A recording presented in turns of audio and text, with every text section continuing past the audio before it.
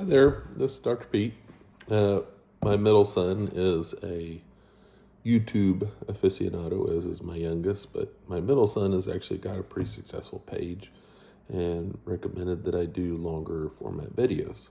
So here I am. Reminder, I'm Dr. Pete. I am a general pediatrician. I've been doing this for 2 decades, and I love my job. I take care of children and adolescents.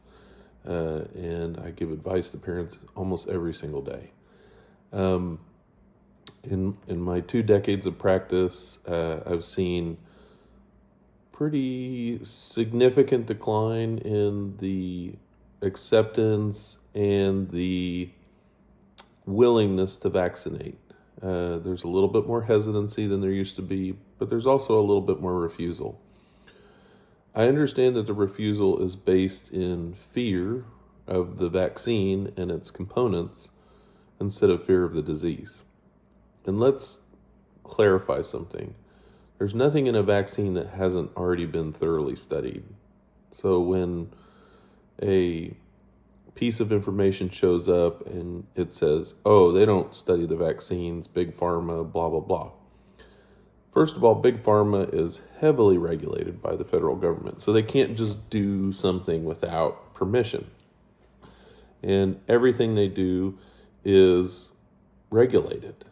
And anything they say in their own defense will be misconstrued. So that's kind of the catch here is doctors recommend vaccines because they're safer than getting the disease.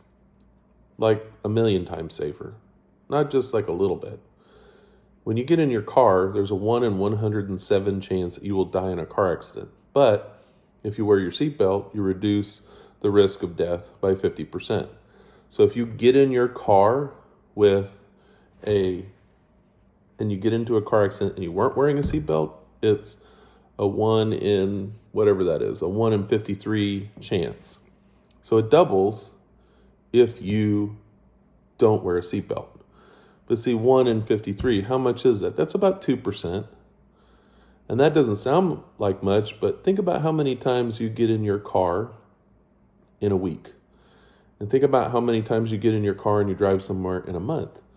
So you could have driven a month's worth of times, and if you got into a car accident any time in that month, you might have died without a seatbelt. And vaccines are like seatbelts. They do have side effects, but they're nowhere near the side effect of like a bruising from a seatbelt, or they're nowhere near the 50% reduction. It's more like 90 to 97% reduction. In the case of measles vaccine, or MMR to be precise, it provides 97% protection from measles after 2 doses. That's incredible.